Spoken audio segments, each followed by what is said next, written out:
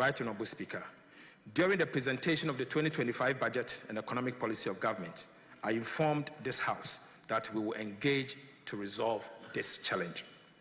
Following the extensive engagement, government has submitted a priority list of 24 projects to the OCC and the IMF.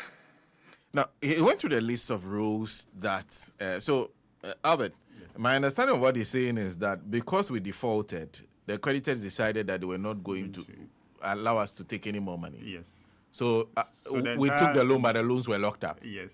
Okay. We signed the agreement. So, yes, technically we took the loans, and anyway, it was locked up. Okay. Yes. Yeah. So then, but then after the official negotiations and then MOU signed, they now decided to unlock it. Okay. So, but then they won't allow us to revert back to the recklessness that led to we defaulting in our obligations to them. So, what they did was that they gave a ceiling that going forward, the annual amount that we're going to work with will be $250 million a year. So we have $3 billion locked up. Yes. They've decided that they give us $250 million a year. Yes, but then for that to, or if there's a need, if there's a true justification that that amount should or could be overdrawn, then we should submit a list of priority projects. Okay. So those are the lists that he submitted. I think it's up to almost, is it 14 or 15 rows? Oh, I did a 24. Oh, no, those are 24. It said 24 priority 24, projects. okay. Yes. Yeah, so 20, those are the 24 projects. Yes. So there are various tranches of projects here. So some of these projects. The one year you hear, yes. the Obechebilamte. Yes. I will also understand. The motorway road, for instance, is also one. Yes. Motorway to... that's the Dawenya stretch that has been also one. Stalling for some time. Motorway to Afienya to Kozombo is also one. Okay. Yeah. So and then there are many roads that make it as a number of roads. Okay. A number of roads that have been affected. And it's instructive to also note that the minister says some of those roads. It's not as if the contractors didn't even had access to funding in the initial loan amount. Okay. They overdrawn on the amount, yet did not work to show and commiserate with the amount that they've overdrawn. So which means that they took the money, all right, payments were made to them, but they didn't do work or construct the roads to match the amount of money that they withdrew from. They took. Okay. Yeah. So basically that's quite interesting. Yes. So that's another matter. But in that too, he talks extensively about our debt burden still. Yes. That we'll be seeing a lot of payments that will be due 2026, yes. 2027, yes. 2028. Yeah, because what we did was to front load, or let's say push forward a lot of our debt obligations. So for almost like 2 years, we are not paying, we are not servicing any debt, we are not paying off any loan. Are you getting it? Yeah. So, and it's not as if the apart from the interest that we cut off, which is the head cut. Sorry, is it head cut? Haircut, yes. Sorry. Haircuts that we took. The actual principal still remain. And then the renegotiated interest payment must also be honored. And, those guys, they cunningly or mischievously push everything forward to the new government that was coming. Said that for almost 2 years they were free of paying any debt obligation or interest obligation. Yes, and so starting from 2020, actually from this year. This year, because they said they have already paid up to $700 million. Yes, $700 million. Okay. Yes. Then it will continue, and the amount, it depends on which year, the amount of maturities that you push to which year. Okay. And let's also not forget that some of, there are other loans that should have also matured within that period. Okay. That is not 100% of everything that we restructured. Okay. That we push everything forward. Okay. So some will still be up. So the restructured loans plus the ones that have not been touched. They will still have to be honored.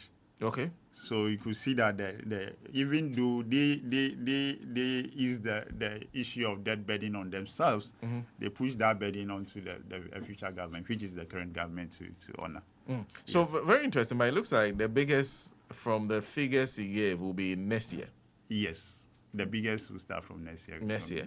Then there'll be some slight declines 2027, 2028. Yes. But next year is the big one. So but I think it shouldn't, looking at the level of discipline that they've exhibited so far, the control that they've exhibited in terms of expenditure, the expenditure control, such that they are even within the although revenue. Not necessarily because revenue wasn't performing, but because there's a slight delay in declaration of some of interest payment. Is it interest payment? Yes. Yes, from some of the organizations. Yes. They were able to contain expenditure within the bandwidth, which they even actually outperform. So you could see that instead of accumulating, let's say, a fiscal deficit of 1.8, they actually ended up doing just 0.7. Okay. So, and I believe when they continue with that control, they are not spending recklessly. They could still accommodate that level of debt payment and then still maintain the same performance that they've, achieved this year. Two things tied to that are two things. I don't know which one to share first. Now, this one is most of the times what governments do is that when the debt is due, they go to the bond market, borrow money, use that money to come and pay. Yeah, so that's what we call rollover. Yes, but we cannot go to the international bond market yet. Yeah, the international bond market. Euro bond especially. Yes. So this is the finance minister. He talks about liability management. I'm guessing he's talking about debt. Yes, debt management. Basically, that's it. Yes. Yeah. Debt and arrears, actually. Yeah. This is the finance minister. Yeah. An implementation of an effective and efficient liability management program to reduce embedded risk on debt portfolio. Our liability management operation will 1. Reduce debt service costs and mitigate refinancing or rollover risk. Extend maturities to alleviate near-term financing pressures. So, Speaker, to optimize the debt portfolio by rebalancing the mix of short-term versus long-term instruments and strengthen market confidence. Under our liability management operations, Mr. Speaker, we will analyze the domestic bond market to assess suitability for bonds buybacks. We will carefully sequence issuance of benchmark securities and prioritize longer dated tenor to establish a stable yield curve. Mr. Speaker, I take you to primary dealers and bond market specialist system as we inherited. Mr. Speaker, our debt management strategy is to use treasury bills for cash management purposes only. We intend to reopen the domestic bond market to finance the budget deficit. The reopening of the domestic bond market will aim at creating a more competitive primary market that can deliver the volume and pricing to enable the government lower its borrowing costs. So, Speaker, beginning August 2025, we will commence the selection of new book runners to assist government in the reopening of the domestic bond market. Mr. Speaker, for emphasis, beginning 2025 August, the government of Ghana will commence the selection of new book runners to assist government in the reopening of the domestic bond market. Mr. Speaker, the selection of book runners will focus on banks and investment dealers with the ability to achieve a wider market distribution and advice on pricing and structuring. Mr. Speaker, I now take you to revised macroeconomic framework. Well, so basically, what the Albert explain this. So what he's basically saying is that was the market closed? What happened? Yes. So first of all, let me explain this, and let's our viewers and listeners understand that when we say a market or a bond market is close to a country or a borrower, it doesn't necessarily mean that you can't go and borrow. Yeah. You can go and borrow, but the rate at which the markets will want to lend you to money. you is absurd, like it's crazy. Okay. It's not a sustainable way of borrowing. So Okay. automatically you can't borrow. Like so me it's not, trying it's to not, take yeah, a piece of cloth from Nancy. yes, and then okay. Nancy says that because you are owing I'm a bad. Okay. you have a bad credit. Okay. She if at all she's going to sell to Is you it cash in her hand? back in her grand. Uh-huh. So if she's going to sell to you, instead of say a yard costing say 50 cedis, she's going to sell to you a yard 100 cedis. Okay. You understand? That's virtually about 100%. Okay. Increase. Okay. So that's what prevents you from going to borrow. Okay. So effectively, that's how the market closes to you. So it's not as if you go there, float a bond, nobody will, but the market will price it for you, will give you a rate that you won't be able to. So they'll give you the money, but at very punitive rates. Yes, and you yourself, you can't survive it. Okay. You can't take it. So that's when at the height of the crisis, and what makes it even worse for the domestic one was that there was utterly lack of confidence in the managers of the economy. Okay. There was nothing that they could say that anybody or any investor was going to believe. Okay. And then those who are even risk happy, what they decided to do was that although they are giving people haircuts, or although they promised there wasn't going to be any haircut on any investment whatsoever, but they ended up giving people haircuts, we will still risk with the shorter term, instruments. So virtually everybody was rushing to the treasury bill market instead of the notes and the bonds. So they could float, let's say, a 1 year, 2 year, 3 year note to even 5 year notes or bonds. Nobody was, or even if the market was subscribing to it, the rate was very outrageous. And if you remember, even the treasury bill rates went almost up to, is it more than 33%, 35 or 40% at the point? Yeah. It was very high. Yeah. Yes. Yeah. So that's how the 30s, market, yeah. yes, that was how the market ended up getting close to you. So even despite everything, they were, so what they did was that because they could float even just 1 year or even 360 bonds, rate bills, nobody was subscribing to it. They could achieve less than 10%. It kept failing.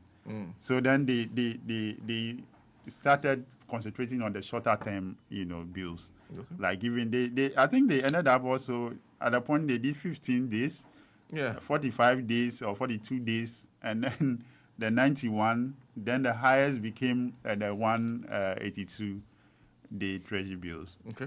So that is what so that was the market telling them that we don't trust you. Yeah, so it was eventually close in terms of the long-term bonds. And it was the closure affected this administration.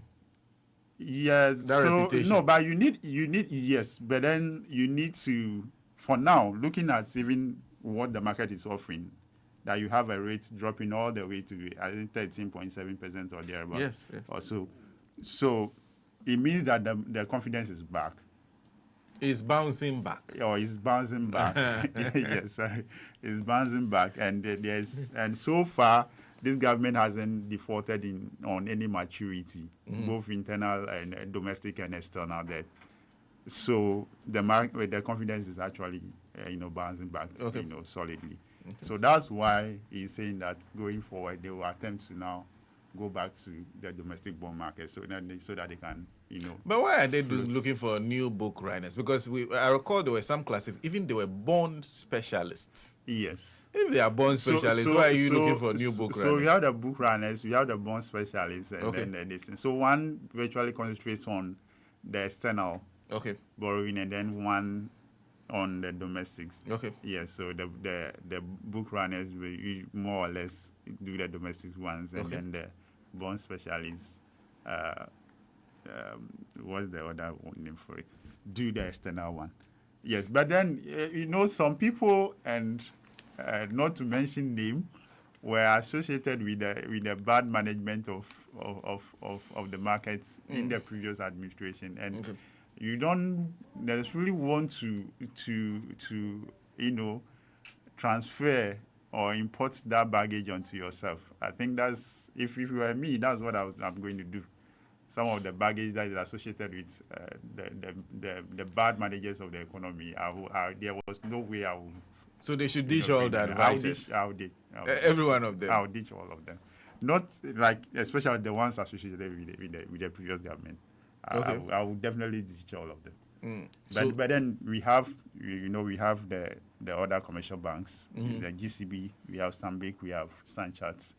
I think our bank is also involved. A couple, and then I think APSA also. Okay. Yeah, so we have very good book runners. But that they can go to. We have heard this. Yes. This thing. Yes. Yeah, yes, and they are all good book runners. Is it Strategic African Securities? Yes. He did a lot of work even under Mahama one. Right.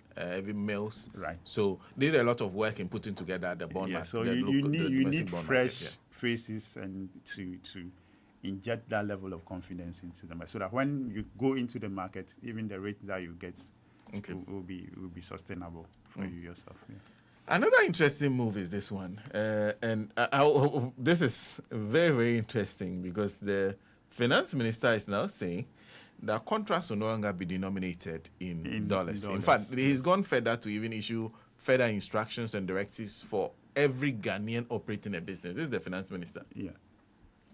Curb smuggling and stem the erosion of tax revenue, thereby reducing the fiscal risk to the 2025 budget. Mr. Speaker, I now take you to wages and salary, which happens to be the third. Tail mining increased by about 180% for the first half of 2025. Over that, expanding domestic production, improved. Right, Honorable Speaker, Make 24 will establish agro-industrial parks for the Volta Economic Corridor. Right, Honorable Speaker, the government will only facilitate and not dominate this and push allocation for the next 2 years foreign currency. Mr. Speaker, pricing of goods and services and award of contract in foreign. Mr. Speaker, the government is implementing the following measures to address this challenge. Number one, we'll conduct regular nationwide staff payroll audit to sanitize the payroll. Mr. Speaker, we'll be realigning all staff from overstaffed areas and defunct MDAs to areas with critical staffing needs. Right, Honorable Speaker, we'll finalize the process for the establishment of the Independent Emolument Committee as part of the broader effort to reform and reset public sector pay. And finally, we will issue an executive directive mandating all MDAs to seek approval from the Minister of Finance or the Ministry of Finance before making any commitment with financial implications on the payroll. Mr. Speaker, pricing and award of contract in foreign currency. Pricing and award of contract in foreign currency. Mr. Speaker, pricing of goods and services and award of contract in foreign currency pose significant risk to fiscal management, with severe implications for the stability of our Ghana city. Unfortunately, foreign currencies are becoming the means of transacting business in Ghana. This trend, if not checked, will erode the confidence in our currency, drive inflation, and result in the loss of value in the symbol of our sovereignty. Mr. Speaker, to curb this unfortunate development, His Excellency President John Dramani Mahama has directed that beginning today, 24th of July 2025, no contract awarded by government, irrespective of source of fund, should be denominated in foreign currency. Right, Honorable Speaker. Right, Honorable Speaker. To curb this unfortunate development, President John Dramani Mahama has directed that beginning today, 24th of July 2025, no contract awarded by government, irrespective of source of funding, should be denominated in foreign currency. Mr. Speaker, we also want to use this opportunity to remind the public that per the Foreign Exchange Act 2006, Act 723, companies, institutions, and individuals are prohibited from pricing, advertising, receipting, or making payment for goods and services in foreign currencies in Ghana without prior written approval from the Bank of Ghana. Well, so Albert, this is not new. The one about the general public, because you're talking about pricing, the one with the receipting, advertising, payments. It's an existing law. If you listen to him, well, that was passed somewhere 2006. So it's an existing law. It's an existing law that bars companies on doing it. It's just that Ghana, we are very recalcitrant. Some of the people who are in politics are paying for their children's school fees in dollars. Yes. So very interesting. And you see, the danger about pricing in dollars is that a lot of people or the service providers or sellers will say that they will insist that you pay them the fiscal amount. Okay. Not necessarily even the prevailing BOG rate. Even if they want to accept the CD for the dollar equivalent, they will set the rate. They will want to set the rate for you. So you see the inflation that they will be causing in the exchange rate, for instance. Okay. So when you prohibit it, it's as simple as that. If you are, transacting business outside, that is a medium of, or is a fair medium of exchange. Yeah. But Ghana, we don't, even the CD, we don't mint here. Okay. You understand? And we don't mint dollars or euro or pounds. So if you are in Ghana, then you are insisting that somebody should have to pay you for a goods or service in dollars. It means that the person has to go and look for it somewhere. When necessarily there was no need to do that. Yeah. Then you can imagine the pressure that will be brought to bear on the amount of foreign exchange or currency that we have in the system. You understand? Yeah. So when those things are eliminated, that level of pressure is taken away from the foreign currencies that we have, which means that people will only demand for the dollar when they truly need it, when they really need it for maybe an external travel or an external transaction. Yeah. Other than that, you don't have any business transacting in any other foreign currency. And I think it's well and good, and it's in the right direction. And it will go a long way to also help in stabilizing the city. And yesterday, but the one about denominating the contrast. But yes, yesterday I hinted at it. Yes, I explained that. Look, yes, the same problem also exists over there. Okay. Some of these contractors will want for you to pay them in the currency that you award the contract in, assuming you agreed in a dollar. Yeah, they want you to pay them in dollars. In dollars, and especially when your currency is not performing very well. Okay, it means that they will earn more. But then when your currency now is performing very well, and even if you want to even pay them in the foreign currency, they won't agree, because at the time want to take CD to buy dollars. Yes, because at the time that you signed a contract, assuming the CD is performing around 15 cedis, and then you are now, the dollar is now, let's say 10 cedis, it's currently within 10 cedis, and then you sign, let's say $100 million contract. Okay. That would be like 1.5 billion cedis, isn't it? Yes. Now, if you are now coming to pay them in cedis now, it means that you are just going to pay them, say, 1 billion cedis, which means that in real terms or in cedi terms, they are losing about 500 million cedis.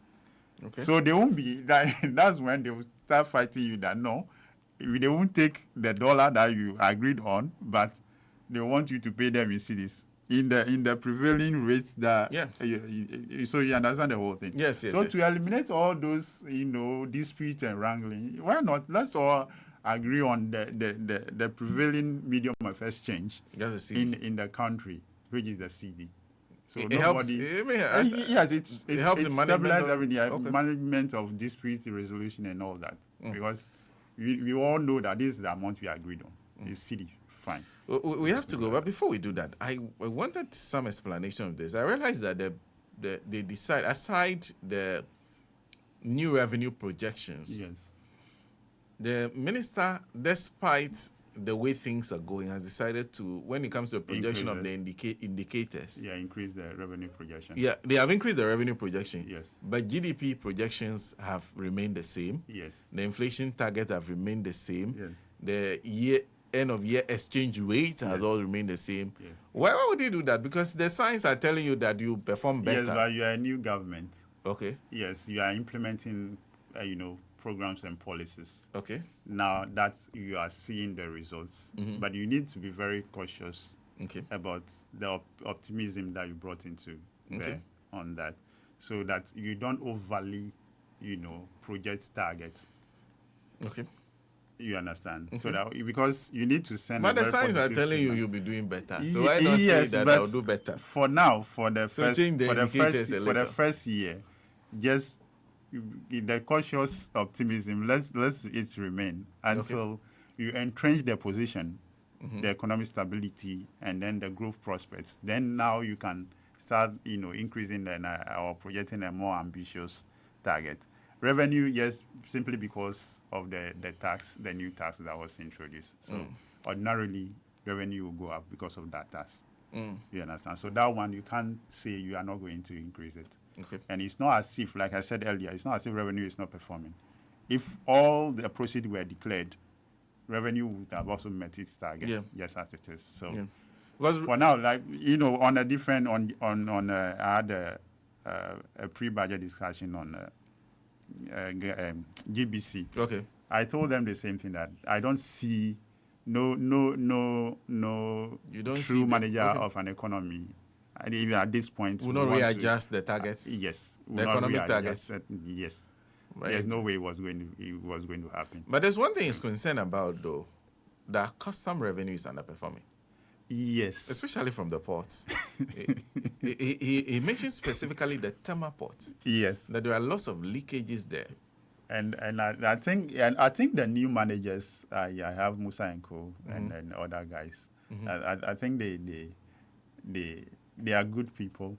They are very hardworking, and I think. Are you talking about the customs division, or you're talking about the port guys? The port guys, is it Colonel? Yes. So you see that. No. Actually, General Brigadier General Seidu, Paul Seidu. Yes. You see, you need to, because everybody has to police everybody. Okay. So the port guys themselves have to police the revenue, the customs people. Okay. To say that if tomorrow they are, that this number of containers containing this worth of goods pass through the system, then customs is telling you that this is all that we collected on that. You can now stand your ground and say, no, this is not what we saw or what we operated on. You understand? So that self-policing or peer policing has to exist for some of these things to be dealt with. If not, then probably extra measures can also be taken, that more eyes will go there, more scrutiny of the system. How many containers pass through the system? How many, what were their value? And then, so why are you telling us the amount of revenue we collected on those containers that pass through the system? So once you are critical. You remember when Professor Mills went to the port, and now all of a sudden revenue, shot up. Yes, so I think a similar thing has to more eyes need to go there. There has to be some serious restructuring work done there. Yes, and I think sometimes they involve even transfers of some of the people who have been there for so long. Exactly, especially under that last administration. Yeah, they become entrenched, and then for me, I don't think that a lot of strategic places, the existing people should still be there. Yeah. Because they were there. But that's what is happening in most sectors. Yes. Move them. Nobody is saying you should sack them. No. But move them to other places. Let the other people who've shown resilience and hard working in wherever they are also go and then implement the same thing over there. Because it's interesting because you have to look at the administration that just left. Yes. Their mindset, the kind of mindset with which so you don't want to operate. Yes, with the same mindset. The same mindset over there. And that mindset would have been entrenched among the workers who were there, who believed that would because be the way they knew that look, there are a lot of things happening in this country, for the last 8 years, for the past 8 years, with impunity. So people came to believe that that's the way they could virtually commit murder and get away with it. You understand? So because some of the loots that went on, you look at it and then from public finance management perspective, you look at it and then I mean, why would anybody do this? Like this thing, you know very well that with a little bit of auditing or investigation, you will be found out. But yet you went and do it anyway. It means that you were allowed, you enjoyed some level of impunity so much that you became so comfortable in the wrongdoing that you believe that no, there's no way or at any point in time you are going to be held accountable. So something needs to change over there to reset the mindset over there. Okay. Then I think we'll see the results that we want to see. We'll discuss in a bit more detail the budget, because there's so much in that budget to go back and look at. But you see, but at the end of the day, we all can agree, at least I'm sure 90%, even the other side, despite all the noise and everything, we can all agree that the economy is on the right path, on the right trajectory. And because of the macro stability and then the inputs that we are seeing is cascading, and then the multiplier effect is being felt in the micro level and like the domestic level. That's why we are seeing, for the first time in the history of the Fourth Republic, I wasn't part of any other republic. Okay. We are all part of generation of the Fourth Republic. Yes. For the first time, we are actually seeing price of goods and services reducing in Ghana. It doesn't happen. Have you ever seen price of goods and services? No. Apart from maybe Gary and maize that goes back and forth like that. Depending on the season. Yeah, on the season, we are seeing the actual price of goods and services, other places, dropping because the signs are good. The multiplier effects of the macro policies are being felt at the micro level, which is at the individual household level. And who wouldn't want this? And this is how an economy is managed. It's supposed to be managed. And when you build up on this, of course, you are heading towards the sustainable development or sustainable economic development that we all be dreaming of. So we just, together with this, when you strengthen the systems, I think Ghana can get to where we always Ghana to be. So media, kudos to the economic management team. I don't know who leads the economic management. Usually the vice president. No, I believe she also leads it. Let's not even go there. People stood and say, recounted Professor Jamba for what. But we know that, at least if you don't know anybody at all, we know Honorable Atufo, and we know the Governor, Dr. Johnson. I think let me simplify. Kudos to the John Dramani Mahama administration for the fantastic work you've done so far. In terms of the economy, you seem to be making the right decisions. And it is worrying when you hear people of MPP extraction say they are not spending. That alone tells you the kind of mindset they run this government. The reckless spending that wasn't... that they don't see the reckless spending. So go and spend. They've grown accustomed to. They want to see the same thing. So that at the end of the day, let's not forget, it's a long game that they are playing. They want to draw you into that kind of game so that at the end of the day, you also fall back into the trap that they fell in. So that then they can now say, didn't we tell you that they can also not manage it, so bring us back. That's all that they are trying to do. Yes, and it's a very childish one. But credit and the governor, yes, the two of you are working well together. Please continue. Yeah, the level of harmony. In the interest of this country, in the interest of this country, we should reiterate whatever diffeces you might have along the way. So far, they are not showing it because there's a lot of harmony there. Learn to always work together. And it's because when the two of you start to toe different lines, that's where the problems begin. Your party is going straight to opposition. It doesn't matter the shape in which the MPP is. People will just bring it back. The policy so still to the line. Stay the course. There's harmony work in together. policy, fiscal and then monetary policy, and that we've not seen in a very long time. And the credit, the strong credit should go to, and I know Governor Isiama, a very competent, strong man, but strong credit should go to the minister, because ministers finance ministers can be very, very powerful. Even and I want to applaud Atu for one thing. I want to applaud Atu for one thing. He's been very cautious. He's held the line. He stood his ground, and he's protected this economy.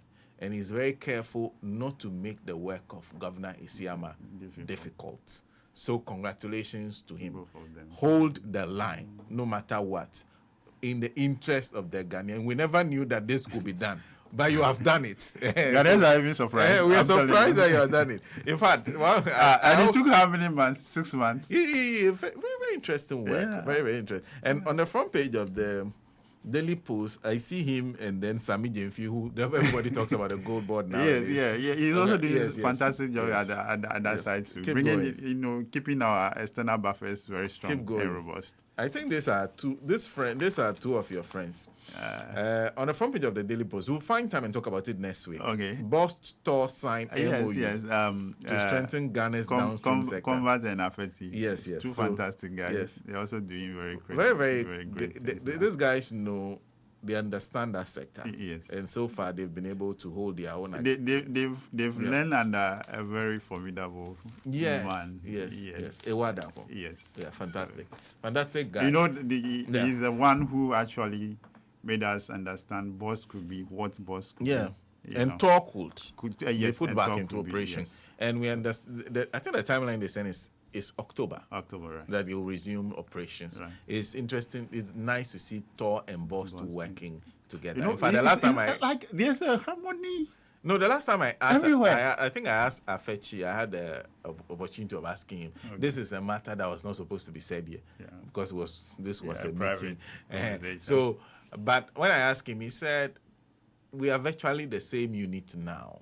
So we are trying to integrate in such a way that the two can work together very well." So, Boss Tor. And I think when that comes to fruition and they start the operation very well, we could see more relief for Ghanaians. Yeah. Because then we will be seeing a lot of refinery domestically, which means that, again, the foreign exchange differentials of importing, fuel products into the market. Yes, it will also be lessened. I mean, if this is not Ghanaian, what Ghanaians want or need, then what else? Thank you.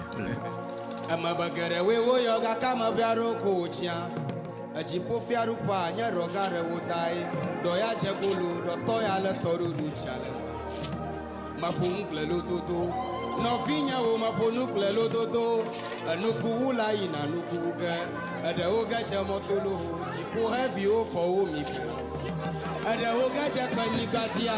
Anyway, today, and this is to announce a big birthday today. Today is a very, very big birthday. In fact, God bless.